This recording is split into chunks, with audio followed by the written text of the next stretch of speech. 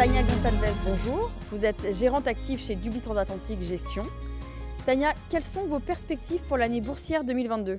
Après une année boursière exceptionnelle, avec une croissance en euros de 30% pour le CAC 40 et pour le marché mondial, le MSCI Monde, les marchés financiers sont aujourd'hui soumis à deux forces contraires et divergentes qui vont animer les 2 prochaines années, entre un bear et un bull market. L'accélération d'une politique monétaire plus restrictive, venant augmenter les taux d'intérêt, pourrait, si elle est trop agressive, venir freiner les perspectives de croissance des entreprises et nous plonger dans un marché baissier dit bear market. Dans le même temps, nous voyons une forte reprise de la croissance économique et nous vivons une période d'innovation exceptionnelle, offrant de nouvelles perspectives et soutenant un marché haussier dit bull market. Bull market, bear market, qui sera le gagnant de 2022? Les premiers jours de l'année cristallisent assez bien cette situation et semblent donner raison au bear market. La montée en puissance du variant Omicron alimente l'inflation à plus de 5% aux États-Unis comme en Europe. Elle est portée par la hausse des matières premières énergétiques, un approvisionnement contraint et un marché de l'emploi sous tension avec plus d'1 million d'Américains contaminés par jour. Face à ce constat, les banques centrales n'ont d'autre choix que de durcir le ton. Surtout la Banque centrale américaine qui a annoncé 3 hausses de taux directeurs et une possible réduction de son bilan dès le second semestre 2022. La réaction des marchés ne s'est pas fait attendre puisque le taux 10 ans américain est passé de 1,50 à 1,80% et le marché action américain, particulièrement celui des nouvelles technologies, le Nasdaq, a baissé de 5% en 5 jours de bourse. Quel soutien pour un bull market? Les perspectives économiques sont toujours très favorables, avec une croissance attendue pour 2022 d'environ 5% aux États-Unis comme en Europe. Un optimisme partagé par les estimations de croissance de résultats des entreprises. Si nous prenons un peu de hauteur, depuis 10 ans, les marchés financiers sont soutenus par l'émergence d'un nouveau monde, porté par l'innovation dans les secteurs des nouvelles technologies et de la santé.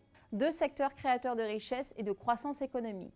Qui aurait pu anticiper que le lancement de l'iPhone en 2008 aurait si profondément changé le secteur de la distribution avec le développement du e-commerce? Pour mémoire, en moins de 15 ans, le groupe Amazon est passé de vendeur de livres au statut de leader dans l'e-commerce, leader dans le cloud et souhaite aujourd'hui se développer dans la santé et la finance. L'émergence du cloud et l'innovation dans les semi-conducteurs ont également permis l'essor des objets connectés ou encore la création de supercalculateurs offrant aux entreprises comme Nvidia, Google ou Microsoft de nouveaux développements dans l'intelligence artificielle ou la voiture autonome. Nous retrouvons également ces innovations dans la santé. Il a fallu moins d'1 an pour tester et mettre sur le marché le vaccin ARN messager. Quelles sont vos craintes pour l'année à venir?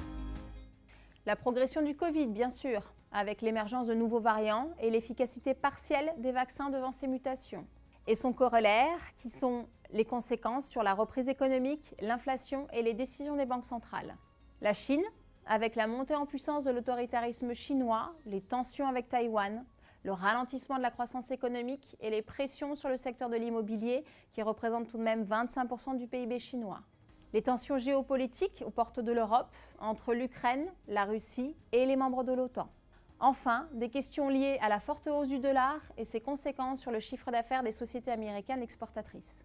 L'année boursière à venir est une année de transition et les marchés vont alternativement osciller entre normalisation de la politique monétaire qui est une nécessité et une croissance économique soutenue par l'innovation des entreprises. Nous renouvelons notre confiance dans les marchés financiers et croyons que le taureau, avec ses cornes de la croissance et de l'innovation, l'emportera sur l'ours et ses griffes de la hausse des taux. À très bientôt pour un nouveau point Horizon Marché.